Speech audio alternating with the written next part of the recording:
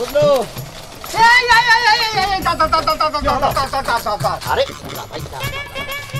আরে কি করছিস তুই?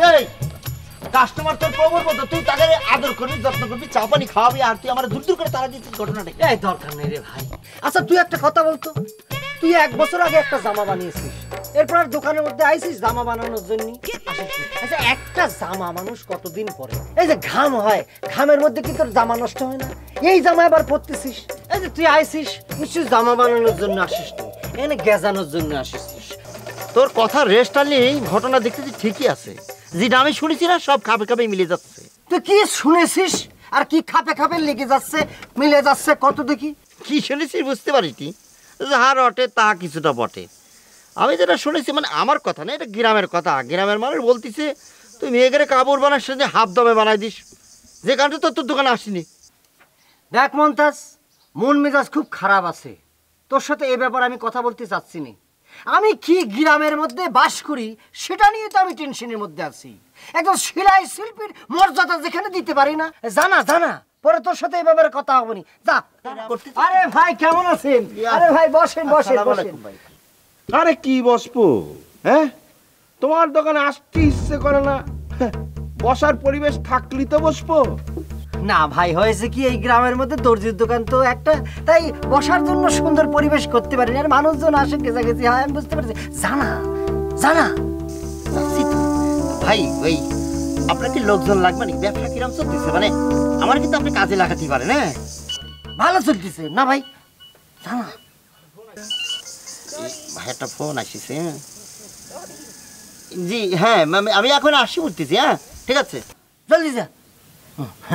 জি ভাই বসে।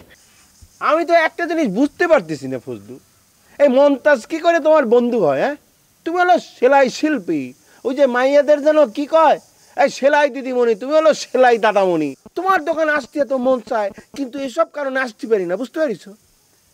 ও ভাই, মন্তাজ আবার আপনার কি করেছে ভাই?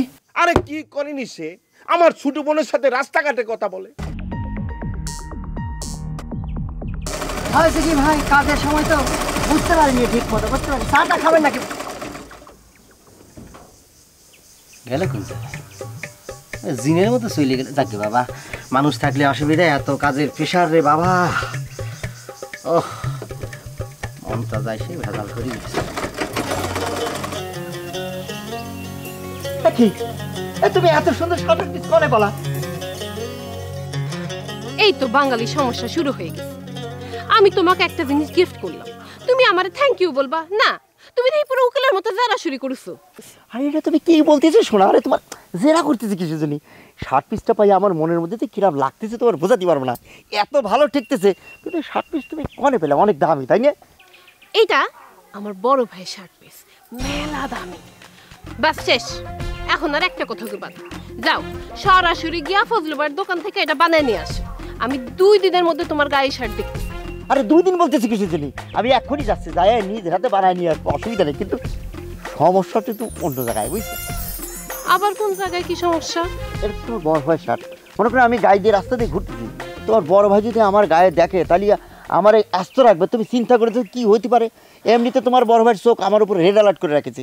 মন্তাজ, আমি তো তোমাকে একটা চালাক ছাওয়াল ভাবতাম, কিন্তু এখন দেখি না, তুমি তো সত্য সত্য একটা বোকার হদ্দ। আরে এই শার্টের পিস কি পৃথিবীতে একটাই বানাইছে নাকি? আচ্ছা ভাইয়া যদি তোমাকে দেখে যদি জিজ্ঞেস করে যে এই শার্টের পিস তুই কোনে থেকে পেয়েছিস, তুমি তখন কি বলবা? তুমি বলবা যে এই শার্টের পিস আমি ঢাকা থেকে কিনে আনছি, আইনা ফজলু ভাইয়ের দোকান থেকে বানিয়ে গায়ে পড়ছি। তোমার মাথাতে তেলেস বাড়ি বলতে আছে, তুমি আমার কাজ করো, শার্টটা একটু খুলে গায়ে দিয়ে দাও। আচ্ছা ও শার্টই তো বানানো না, আমি কি করছি? আচ্ছা আচ্ছা দেখি তো না দিদি কিরম লাগতেছে, কিরম লাগে দেখি দেখি তুমি করো। দেখো বাহ, সেরম লাগতেছে দিই। ওরে সর্বনাশ, তাই যাই এখনই বানায় নিয়ে আসি। আচ্ছা ঠিক আছে।